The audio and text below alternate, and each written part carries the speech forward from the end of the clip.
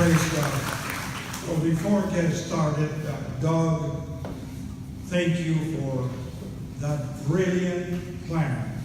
Tell you what, you need to send those ideas to our state chair, James Dickey, and he needs to send it to every county chair around the state.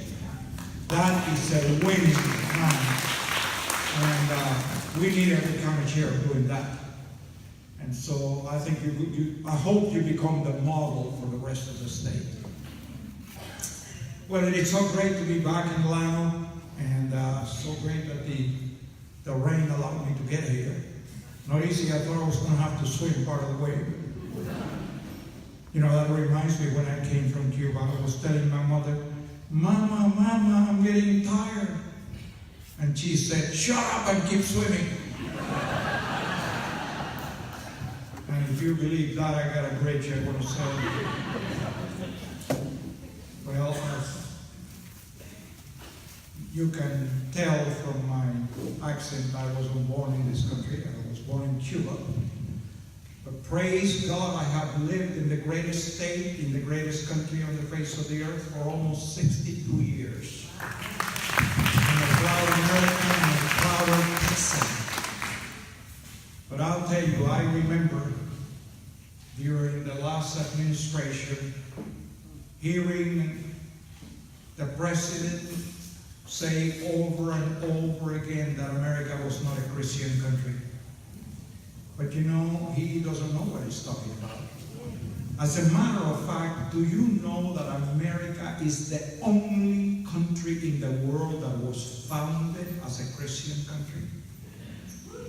When those buildings arrived in Plymouth, Massachusetts, before they got off the boat, they penned a document called the Mayflower Compact that begins by stating their purpose for the glory of God and the advancement of the Christian faith.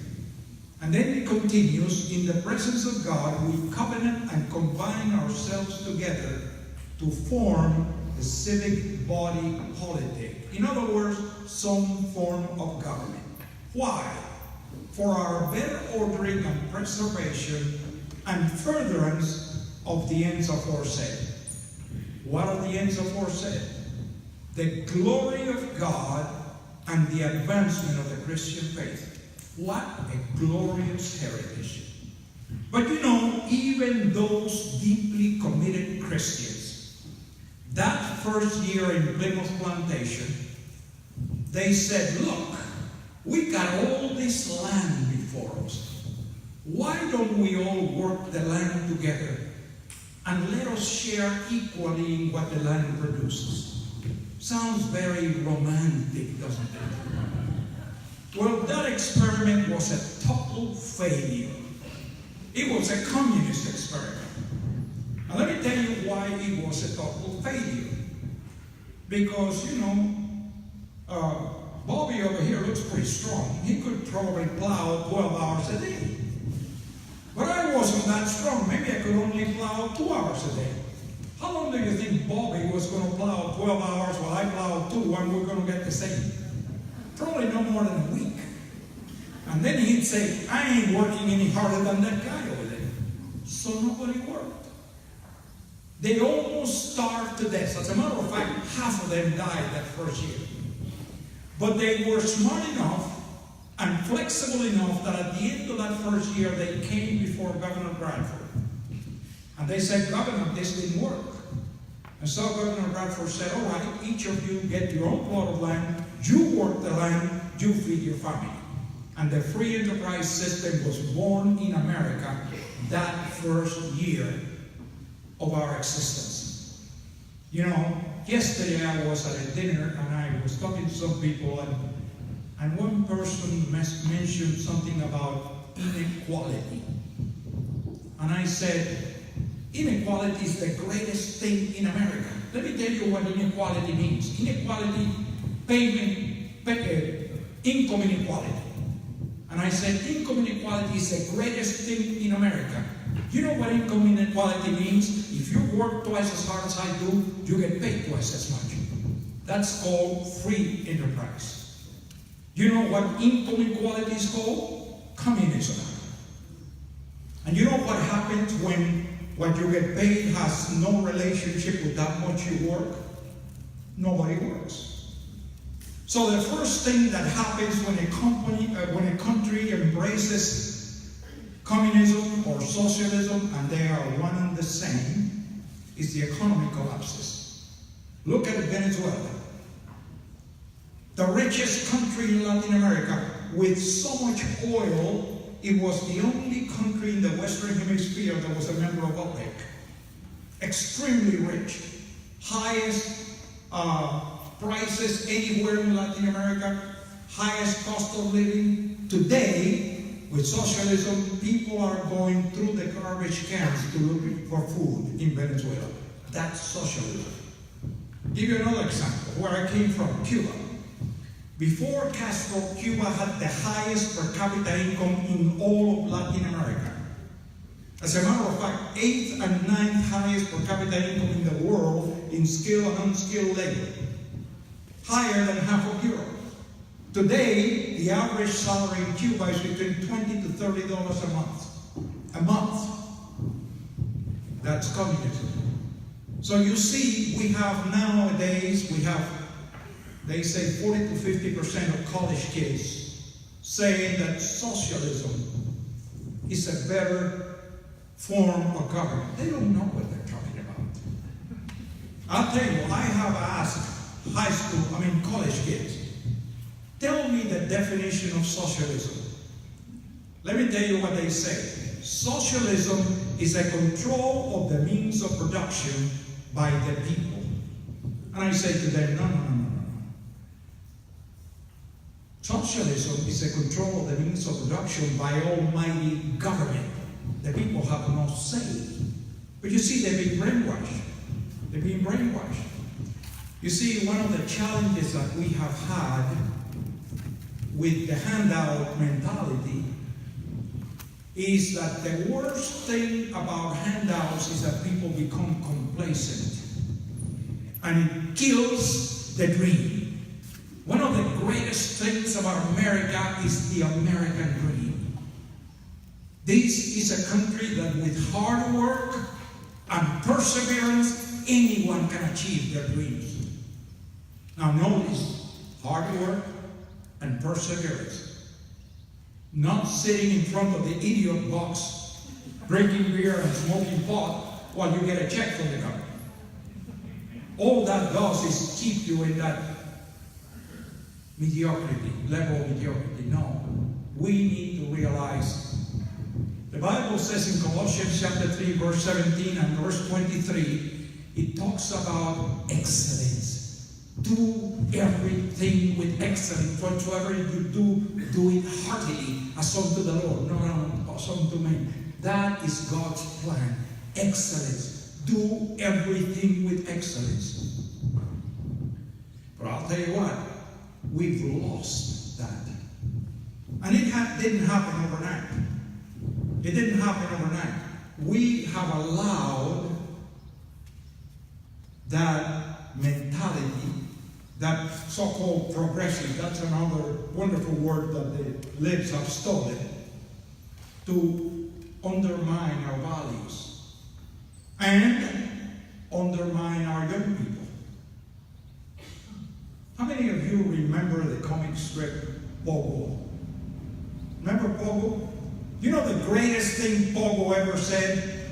I found the enemy, and the enemy is us. It is our fault. It is our fault because we fail to transfer our values to our children and our grandchildren, and we've allowed the universities to just totally brainwash them. It is our fault. Now let me tell you, Deuteronomy chapter 30, verse 19, Moses says to the children of Israel, see, I set before you life and death, the blessing and the curse. So choose life. Don't be stupid. Choose life. That's where we are today. We are at a crossroads. We had a big scare in the last election. But let me tell you something. This is a wake-up call. If we lose Texas, we lose America. Do you understand what I'm saying? Now let me tell you something else. And I'm sad to see that except from two that I see sitting back there, the average age here is way, way too much up there. We need to reach those 20 and 30-year-olds and those kids in high school. Because let me tell you, we're not fighting for our future. We're fighting for the future of our children and our children's children. And if we lose this battle, they will not have a future. Do you understand what I'm saying? If we lose this battle, those two young men in the back are not going to have a future. We're fighting for their future. And the lines are clearly drawn. Now, we are starting from a huge disadvantage. You know, if you look at Genesis chapter 11, in Genesis chapter 11, you have all these people trying to build a tower to reach heaven, the Tower of Babel. And in verse 6 of chapter 11, God says, they are of one accord, and therefore anything they set their minds to do, they can accomplish. There is power in unity, even for evil. I'll tell you one thing, the Democrats are united. They're united behind their evil agenda, but they're in one accord. Republicans, we are at each other's necks. It is about time we realize we are not each other's enemy. We better get our act together and work in one accord. Otherwise, we're going to be decimated. And I don't know about you. You know, I told my son when he was growing up 12 times. You know, Dad, when I lost my freedom in Cuba, I had a place to come to. If we lose our freedom here, where are we going to go? And there is no place to go. And I don't know about you, but I'm not willing to let that happen. I lost my freedom once. I ain't going to lose it. Again, I'll die fighting before I lose it.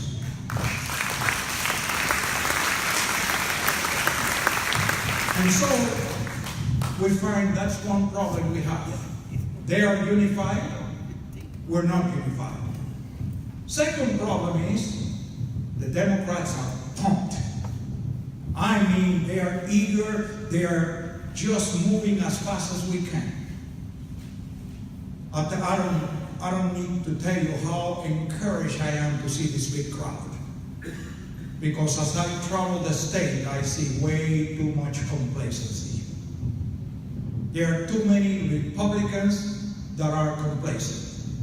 They're sitting on their rear ends just, well, whatever it will be, will be.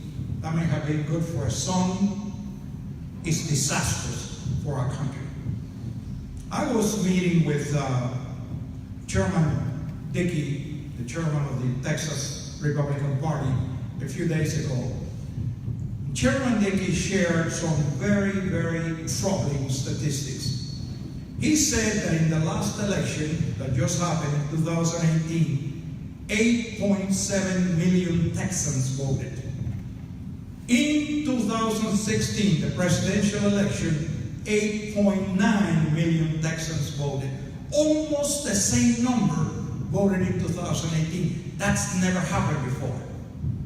Typically, all presidential years, you have a much lower turnout. Our turnout was almost the same. You know why? The Democrats registered 1 million new voters. We did zilch with voter registration. Now, James understands that, and the Republican Party of Texas has got a big, big effort now to start doing voter registration. And there's another exciting program getting started in Texas. It's called Project Jonathan. And Project Project Jonathan is something that is being started by some of the biggest donors of Governor Abbott and some of the wealthiest donors in Texas to register people in the churches to vote. According to George Barna, in the average church in America, 50% of the people are not registered to vote. 50% not registered to vote. And of the 50% that are registered to vote, 50% do not vote. We need to get the churches involved. Now, there are a lot of reasons why, uncommon reasons, a lot of excuses why they don't get involved. And I put the fault primarily on the pastors, because the pastors are the leaders of the congregation, and the shepherd is the one that leads the sheep. And so I hear a series of excuses. One of them is, politics is a dirty business. I don't want any part of it. And they wash their hands like Pontius Pilate. I'll share with you a verse of scripture that you need to memorize. Proverbs 29:2. It says, when the righteous are in authority, the people rejoice. When the wicked beareth rule, people mourn. If the righteous, the people that follow the Judeo-Christian principles upon which this nation has been built, if those people are not voting, if those people are not running for office, what is left? The wicked electing the wicked. And it becomes our fault. If the people of principle are not voting, we acquiesce the country to people without principles. And it becomes our fault. We need to understand that we cannot hide. Pastors cannot continue to hide behind the pulpits. Or I think one of the most common I hear. And normally the pastors use a very sanctimonious tone to say, oh, God just called me to preach the gospel. And my question to those pastors is, what is the gospel? Because the gospel is much more than John 3:16, you know. The Apostle Paul said, my hands are free from the blood of all men, because I have not shown to declare unto you the whole counsel of God. I was just chatting with my friends here at this table, saying, did you know that Jesus was a highly political figure? Jesus confronted the political establishment. The Pharisees, the Sadducees, the Sanhedrin, the priesthood, the high priest, the king, were all puppets of Rome. They were the political establishment. Those are the only ones that he called hypocrites, because they were exploiting the people. You see, we have a responsibility. We have a stewardship responsibility. Everything in life is an issue of stewardship. You're a steward of your wife. You're a steward of your husband. You both are stewards of your children. They are really a gift from God, that you have a stewardship responsibility to raise them in the nurture and admonition of the Lord. We are also stewards of this great country that God has given us. We have a stewardship responsibility of this country.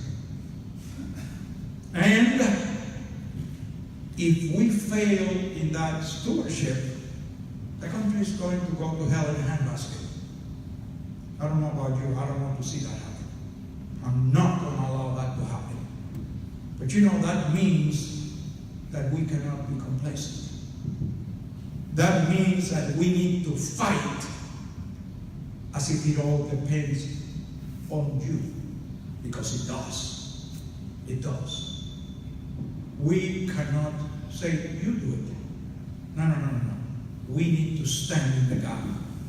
You know, in the book of Ezekiel, there's a very ominous scripture where God says, I look for one man or one woman to stand in the gap that I may withhold judgment, and could not find it. What an indictment.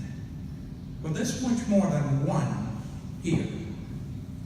Do you understand that the people in this room alone could change Llano County from an 80% voting to 100% voting? Just the people in this room. If you become committed. If you say like the prophet Isaiah said in Isaiah chapter 6, "Here my Lord, send me. Here my Lord, use me." Not saying, "Well, Carol, I think you should do it." No. Every time you go like that, do you know there's three fingers pointing at you? We need to assume the responsibility. Voting is not only an issue of stewardship, it's also a seed. Galatians chapter 6, verse 7 says, "Do not be deceived. God is not mocked. Whatsoever man sows, that shall he also reap." Make sure that your vote is planted on fertile ground. It's planted upon someone that is going to represent your values. That means, first of all, you need to know what values they're going to represent and support men and women that uphold the Judeo-Christian values upon which America has been built. See, that idiocy that I've heard so many times, it doesn't make a difference who you vote for, just go out there and vote. That's dumb. It makes all the difference in the world who you vote for. But you need to educate yourself. And if there's no one running that is worth voting for, then you need to run. If the people that are representing you, whether it is a city council or school board or the state legislature or whatever, if they are not representing your values, then you need to get in the arena or find somebody else that will represent your values. It is up to each and every one of us. This is a wake-up call, and we cannot fail the call. Because I'll tell you, the Democrats have put a target on Texas. Texas is ground zero. Nancy Pelosi has already been in Austin. So has Bernie Sanders. And they have said, Nancy Pelosi said it about a month ago, that they will spend minimum $100 million in Texas. And you know what their primary target is? The state legislature. Because if they turn the state house, our advantage in the state house is only 9 seats. If the Democrats take control of the state house in this next election, you need to keep in mind, 2020, there's going to be a new census. We are gaining over 1,000 people a day in Texas. That means that at the very least, we're going to gain 2 more congressional seats. We're going to go from 38 electoral votes probably to at least 40. But it means something else. If the Democrats take control of the state house, redistricting occurs in 2021. And if the Democrats control redistricting, mark my words, they're going to gerrymander every congressional seat to where they may pick up 5, 6, 8 congressional seats. If that happens, they may assure that the U.S. Congress remains in Democratic hands. Plus, if we lose Texas, we lose America. If Texas goes blue, just look at, for example, President Trump's last election. And I know he picked up Pennsylvania and Wisconsin and Michigan and Florida. But you know something? Picking up all of that, if he had lost Texas, he would have lost the election. Texas is ground zero. We are now tied for second highest in electoral vote. We're tied with New York. But that's going to change in the next election. Because we're gaining population, New York is losing population. We will have the most electoral votes of any state except California. Texas is ground zero. And that means this is a call to arms. We all need to join the army of God and stand for righteousness. We can't do otherwise. And I'll tell you, the cry has to be the cry of Isaiah. Here am I, Lord, use me. It's got to start today. Now, one other statistic that Chairman Dickey mentioned, he says that they estimate that there's going to be close to 11.5 million Texans voting in 2020. That means if the status quo remains, we need to register between now and 2020 election 1.3 million new Republicans. That's a humongous task. Now, we know that the primary targets of the Democrat, number one target is Dallas and Tarrant County. Because Tarrant County just got flipped from red to blue in the last election. Collin County is borderline. Dallas County has been so blue. Dallas County they're not so concerned about. They're concerned about Tarrant County and Collin County and those areas. And they're going to put all their efforts in DFW, in Houston, in Austin, in San Antonio. 4 big population centers and 4 that have a lot of liberal votes. Rural America is the standard bearer for conservatism in Texas. Now, praise God you had 80% turnout. But we got to get 100 because rural Texas is going to have to undertake this task of countering what the libs are going to do in those 4 biggest areas: Austin, Dallas-Fort Worth, San Antonio, and Houston. We have a huge task, but I'll tell you what, had it not been for rural Texas, my son would have lost the last election. But rural Texas stood with him when the libs overtook the big cities. But the stakes are much larger now. This is the future of America. And so I'm counting on each and every one of you. I'm calling on rural Texas. I'm calling on Llano County and all the surrounding counties. You are the ones that are standing at the gate. The future of Texas is in your hands. And I am just asking you, I'm imploring you, don't let your guard down. If you ever read the book of Nehemiah, the whole book of Nehemiah is about one thing: building the wall. You know something, I just came back from Israel. You know something that you find in Israel? All the cities had a wall. All the cities had a wall.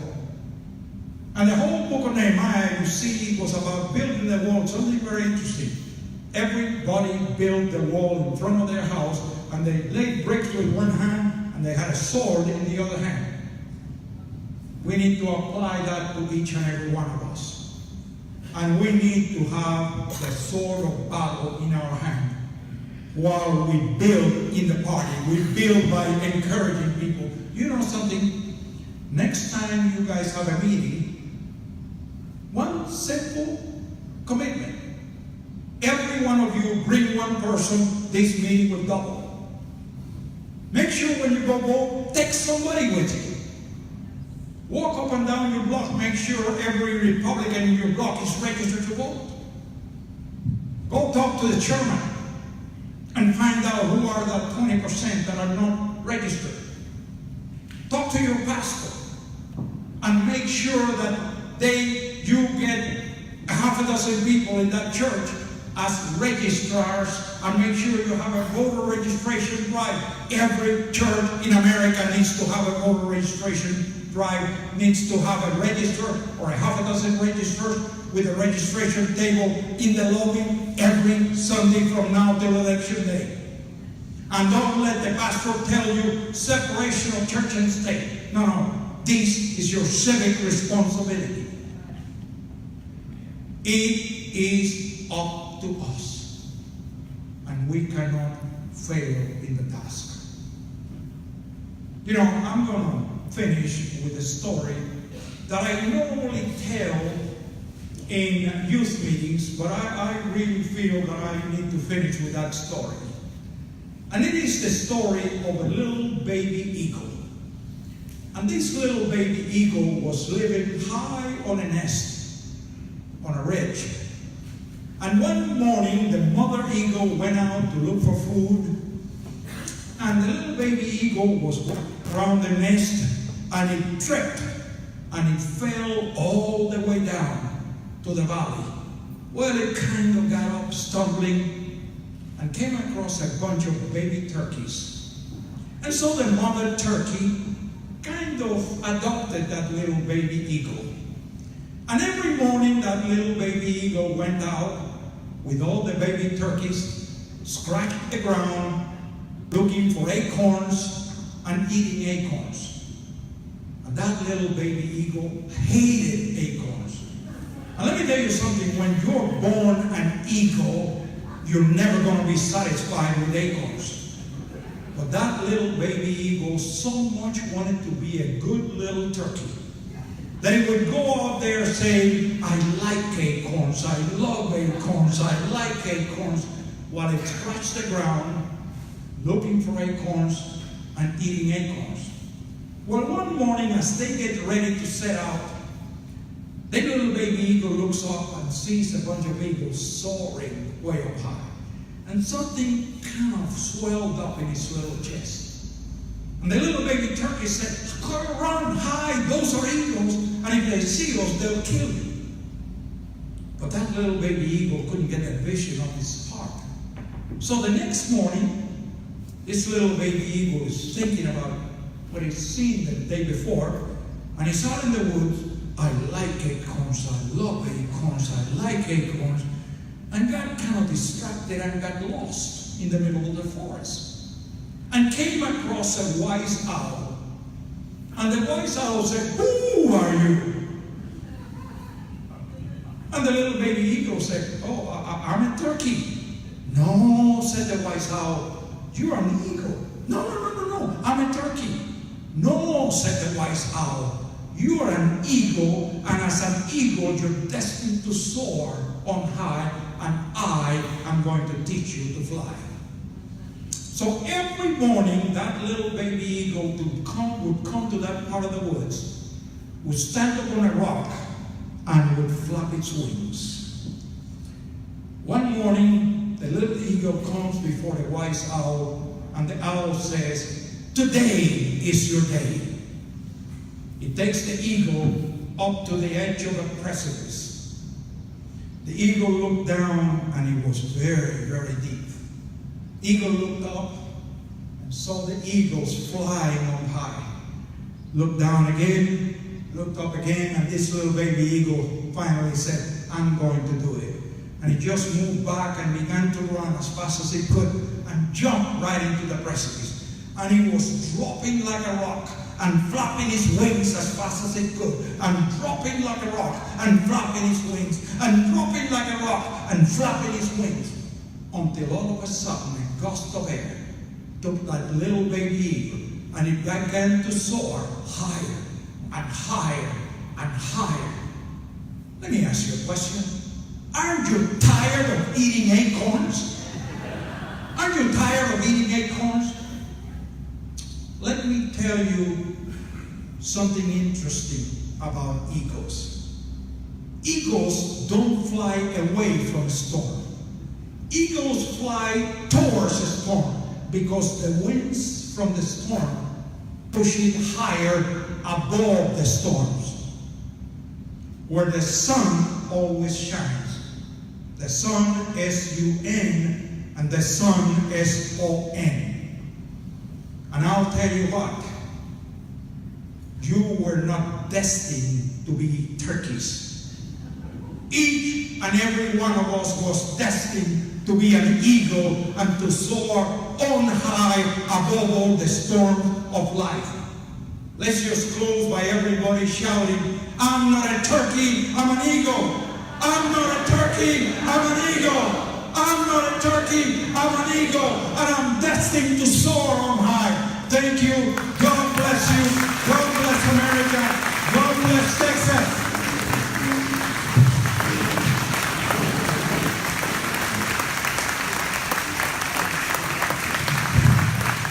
Thank you. And if you have any question, I'll be happy to answer any questions you may have. Okay, you tell them. I don't know her. Well, I assure you, you're not lost because Carol has you under her wing. So tomorrow at 7 in the morning is breakfast over at First Baptist Church. Show up. Breakfast is there. Help yourself to a plate, sit down, and we'll have another session with Pastor Rafael. And tomorrow at 11:30 to noon here, we will all have a general community gathering put on by the Alliance of the Churches here. But everyone in the community is welcome, regardless of whether you go to church or not. So gather them up, bring them here, and we'll have tomorrow at noon talking about the foundation of this nation by Pastor. And by the way, if you come tomorrow at noon, bring your pastor. Is there going to be a meal? Yes, tell him, come have a free meal. And if you have to pay for the meal, you pay for the pastor's meal. Free meal. Bring your pastor to a free meal. And anybody else? Yes. Not so much a question as it is a comment. Yesterday during the annihilation of our Attorney General Barr, Ted Cruz sat up there for 8 minutes. And if anybody hasn't seen that on the news, you can look at YouTube. You can play back an 8-minute rendition of what Senator Ted Cruz had to say to the Democrats and the people that had this ridiculous hearing. And when he got through speaking, I was very, very, very, very proud to say that I voted for him in the last election. So if you have access to YouTube, you can just say Ted Cruz, Barr hearing, and it'll bring up an 8-minute video, and you can hear what he had to say to the world, to the Attorney General, and to the Democrats. It was very, very enlightening. Or by the way, or you can go to Facebook/Ted Cruz page or Facebook/Senator Ted Cruz, and the video is posted on that. Anybody else? Yes, sir. Pastor Cruz, we're excited to have you come here tomorrow and the ministerial angle is supposed to be a great step in the right direction. Yeah. There's still a lot of reluctant pastors. How do we, other than getting in their face with anything, how do we encourage them to get involved? Well, I think we are going to have to scare them into it. Because I'll tell you what, if we don't do anything, they're going to come after the churches. Let me tell you, if the Democrats take power in Washington, tax exemption for churches may go down the drain. You're going to have same-sex couples come to your church and demand that your pastor you marry them or take them to court. And who knows what other things are going to happen. You need to realize that the Democratic Party is, if you read their platform, it is totally an anti-Christian platform. And it is a platform that wants to promote secularism and remove God from the public arena. So, I'll tell you, we need religious freedom in America. I don't think there is anything that my son fights harder than for religious freedom. Because that is what this country was found for. By people fleeing religious oppression, religious persecution. Well, let me tell you something. Religious persecution is alive and well in America. And it's been promoted primarily by the left. The left wants to destroy faith because faith comes against all their sacred cows, like abortion, like same-sex marriage, like transgenderism, and all this other garbage that is undermining and destroying the Judeo-Christian foundation of America. So I'll tell you what, it is for their survival that they need to get involved. And not only that, I'll tell you what, one of the biggest fears that pastors have is, well, if I become vocal, some people are going to leave my church. You know what I've seen? The pastors that have stood firmly, 20, 50 new ones come. Because people are hungry for the truth. The primary reason people leave a church, people that are committed Christians, is because they're sick and tired of pastors just tickling their ears. And they come out of the church the same as they come in. There is no transformation in the church. And too many churches across America are becoming social clubs. It is about time that the primary message of the church is about Jesus, not about political correctness. And I'll talk a lot more length about that to the pastors tomorrow. As a matter of fact, tomorrow noon, what I'm going to do is step on the toes of every pastor. So just tell the pastors that are coming to wear steel-toed shoes before they come, because I'm going to step on their toes. But they need their toes stepped on. And if there are some that are standing right, they're going to feel taller. But I'll tell you what, I mentioned something, I think it was to you. Had it not been for pastors, America may still be a colony of Great Britain. Because pastors were the ones that were at the forefront of the American Revolution. Without pastors, the revolution would have never taken place. And again, I'll talk about that in detail tomorrow afternoon. Anybody else? Yes? I watched John Hagee on TV. Does he tell us about it? Absolutely. John Hagee is a great friend. As a matter of fact, I support his ministry. I support CUFI. And as a matter of fact, I'm going with CUFI next year to Israel. John Hagee is one of the few pastors that tells it like it is. And we need more and more and more pastors that will stand for righteousness. And by the way, it is not illegal for a pastor to talk. As a matter of fact, a pastor, as an individual, could endorse anybody he wants, because a pastor is a citizen like anybody else. Now, the church cannot endorse anybody, but even, according to IRS ruling, even the pastor could put an ad in the paper, I, pastor so-and-so, pastor of First Baptist Church of Llano, and put underneath Baptist Church of Llano, just this caveat, for information purposes only. According to the IRS, he can even put the name of the church as long as he puts a parenthesis next to it. For the name of the church is for information purposes only. It's in writing in the IRS code. So the fear is unwarranted. As a matter of fact, many pastors are using that as an excuse not to get involved. And it's a false excuse. Yes?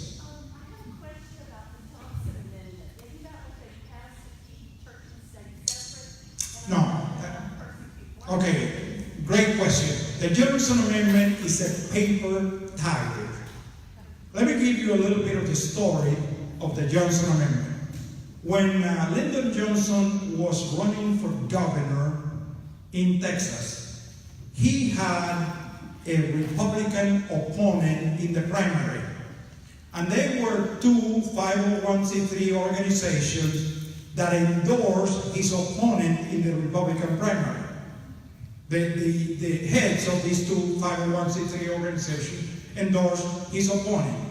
In retaliation, Lyndon Johnson put an amendment in an appropriations bill and attached it to that appropriations bill. That amendment was never discussed, was never voted on, and the amendment verbatim says the following: 501c3 organizations are prohibited from speaking against or in favor of a candidate for public office. Period. That's all it says.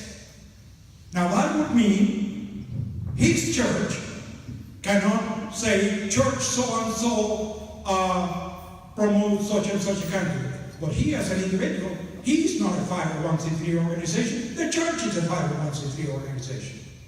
Not only that, back in 2007, Alliance Defending Freedom decided to challenge the Johnson Amendment. They gathered 30 pastors and they said, look, let's challenge the Johnson Amendment head on. Let's pick a Sunday in October and let's each of us preach on nothing but politics. Each of us, let us make a recording and send the recording to the IRS and dare them to sue us. 2007, 30 pastors did. 2008, 80 pastors. 2009, 100 pastors. 2010, 586 pastors. 2011, over 1,600 pastors. And every year, well over 1,000 pastors have done it, sending a recording to the IRS. How many churches do you think the IRS have come after? 0. It is totally an empty threat. But it has been used by pastors that don't want to get involved as an excuse not to get involved. I know there was a lot of talk about President Trump repealing the Johnson Amendment, and that's fine, but the Johnson Amendment has no teeth. The IRS has never enforced it. They cannot, because each individual, including pastors, are American citizens and have freedom of speech according to the First Amendment of the Constitution. Amen. Anybody else? Yes. We know that the Democrat leadership is twisted, but the people are so deceived. How can we reach the people that are deceived? Because they're one of the people that are... Okay, the question is, if you didn't hear the question, and I'm going to quote her words, that there's a lot of corruption in the Democratic Party and they're deceiving the people, but how do we get the message to the people that they're being deceived? Well, you know, the book of Hosea, chapter 4, verse 6 says, my people perish for lack of knowledge. We need to educate the people. See, the challenge is this. I think someone put it best by saying, in order for the Democrats to win, they have to lie. For Republicans to win, they have to tell the truth. And the reason is this. The Democrats have no policies to work on. What policies are they going to run on? Oh, unemployment is at its lowest level. We need to increase unemployment. Or the economy is booming. We need a recession. I mean, they don't have any issues that they could run on. You can bank on this. You know what they're going to run on in 2020? Hate. We hate Trump, therefore vote Democrat. Because they cannot run on the issues, because they will lose on the issues. If you hear all these Democratic candidates, they talk platitudes.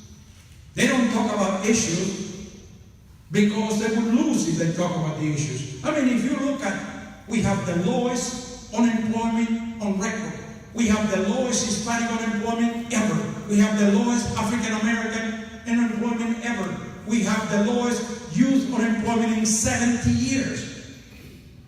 We have the lowest Asian American unemployment ever. We have a booming economy. Last quarter we grew at 3.2%. I'll tell you what, we haven't seen growth like that since Ronald Reagan. And so they are going to run on trying to deceive you and run on hatred. I'll tell you, if Biden becomes a nominee. Biden has been very successful in painting himself as a moderate. He is not.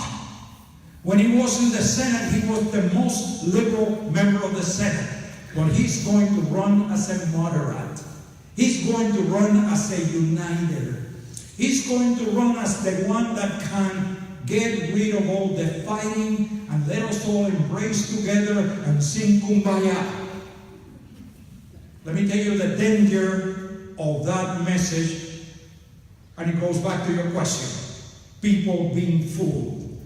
If that message fools a bunch of independents, we could lose the White House. That means we need to unmask who Biden really is. He is not a centrist. He is as liberal as the rest, but he's going to hide that. And so we need to tell the truth unashamedly. We need to grow some guts. And we need to stand tall. We cannot just play around. We got to shout it from the housetops. Shout it from the housetops. Fight as if this was the ultimate battle, because it is.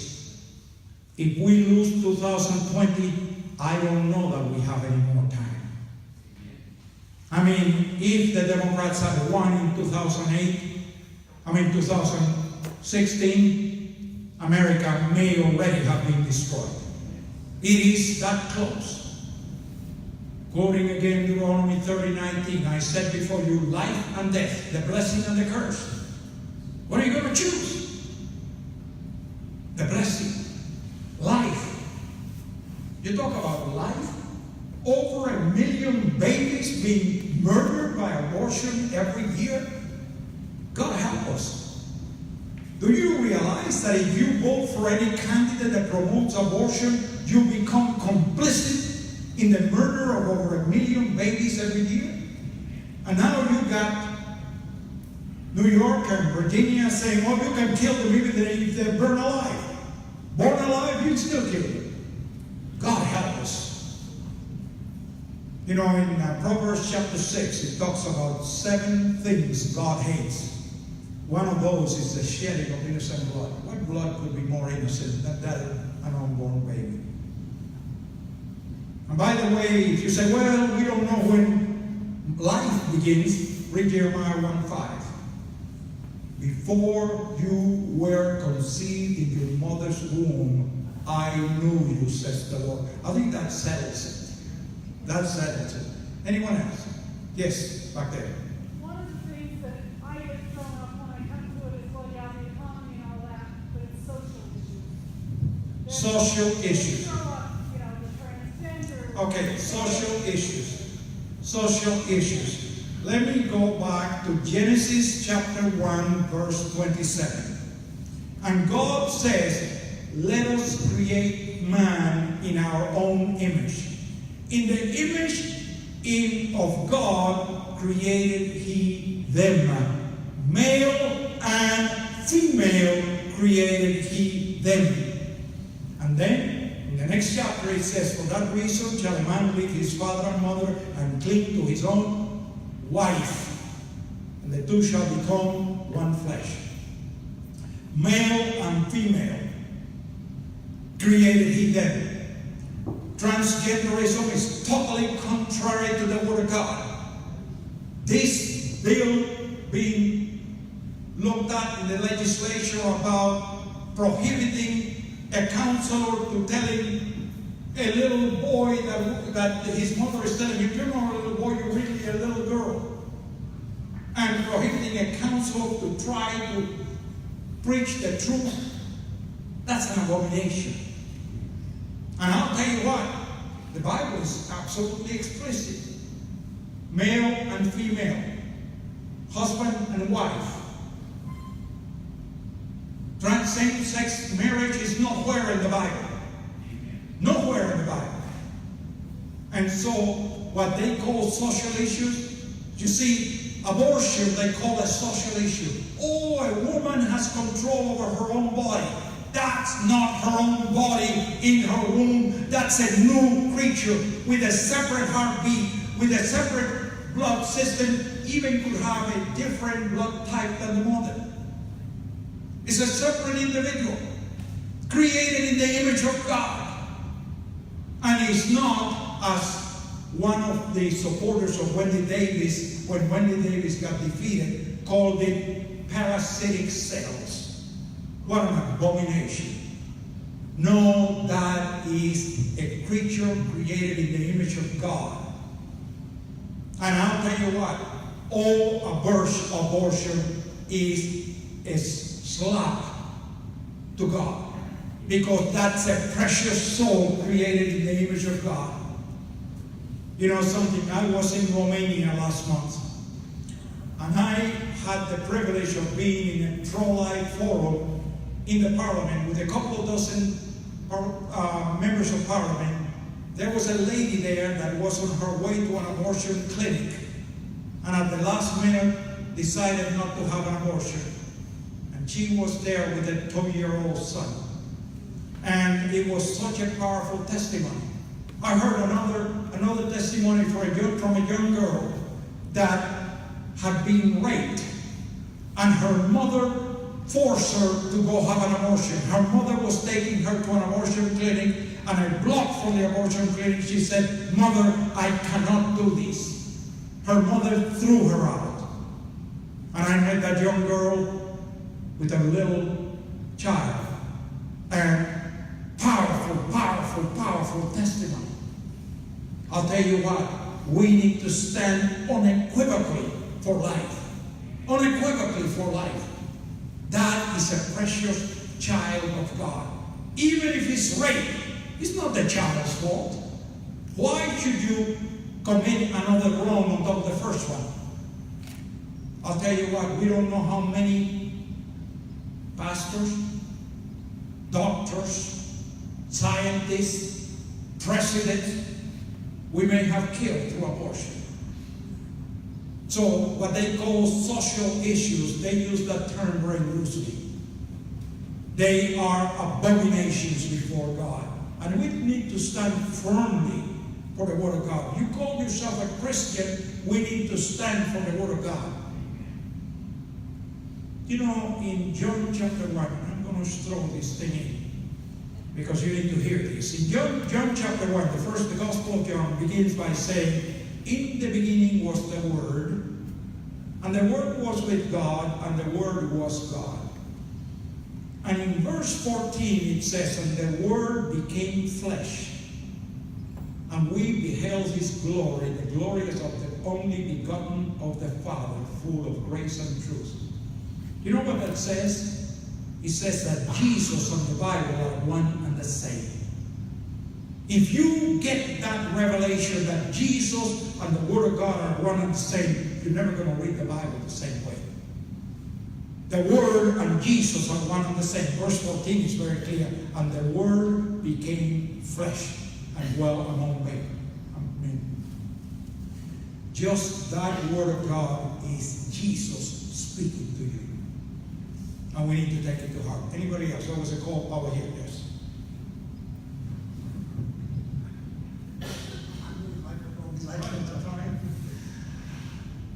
Pastor, I want to thank you so much for what you're sharing tonight.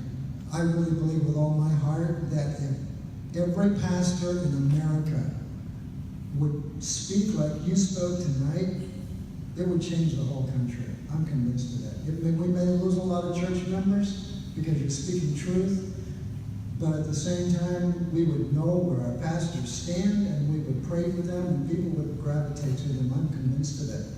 And I have just 2 questions I want to ask you.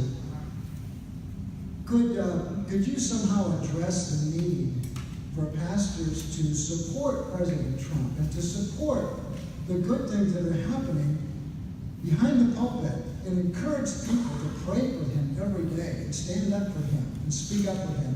And number 2, would you address the need for pastors to call their congregations to prayer, to corporate prayer, on a more regular basis to pray for our country, to pray for our leaders, and to do what you're saying right here. Okay, first of all, let me say this. If I were to say that the majority of the pastors I talk to are getting the message, I would be lying. But I've talked to tens of thousands of pastors. So if 20% are getting it, we are making a difference. And you know, typically that is the statistic. You know, in everything, there's a statistic you can count on. 20% of the people do 80% of the work. 30% of the people do the other 20% of the work, and 50% do nothing. So if we can get 20%, we're doing great, and we're going to continue. Now let's address your two challenges. Number one, you need to look at Romans chapter 13 and 1 Timothy. And we are commanded to pray for those who are in authority. That is a command of the Bible. So every pastor, if they're following the Word of God, they should be praying for everyone who is on authority. As a matter of fact, we are to pray even for those we don't agree with. When Obama was president, we should have been praying for Obama too, because the Bible commands us to pray for those that are in authority. Now, the second question you addressed.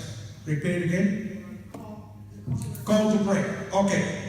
I really was pleased that for the last several years, I would say before the 2016 election, there was a great focus on 2 Chronicles 7:14. If my people who are called by my name shall humble themselves and pray and seek my face and turn from their wicked ways, I will hear from heaven, I will forgive their sin, and will heal their land. We must begin in prayer. But I submit to you that prayer is only half the equation.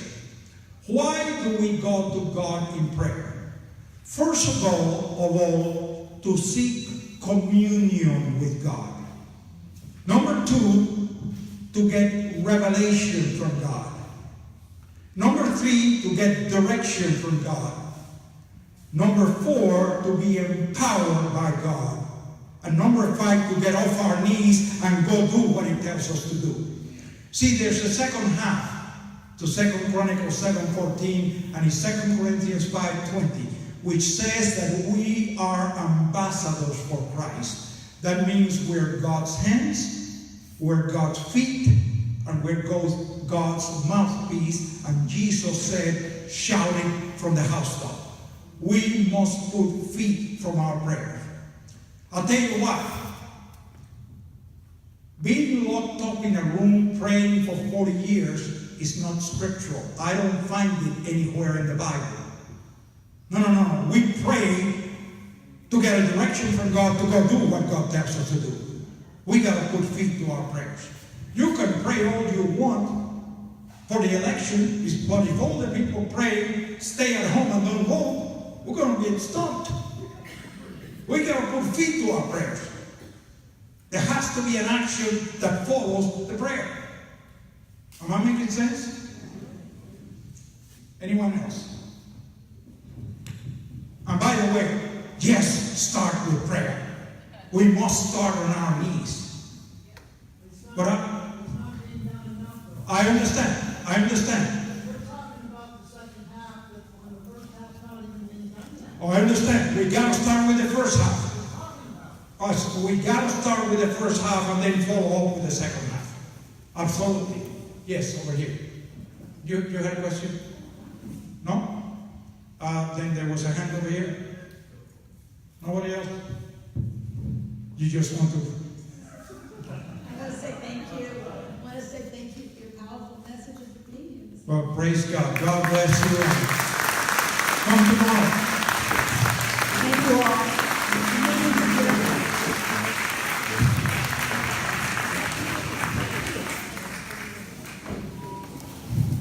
The ladies who made the dessert, I just wanted you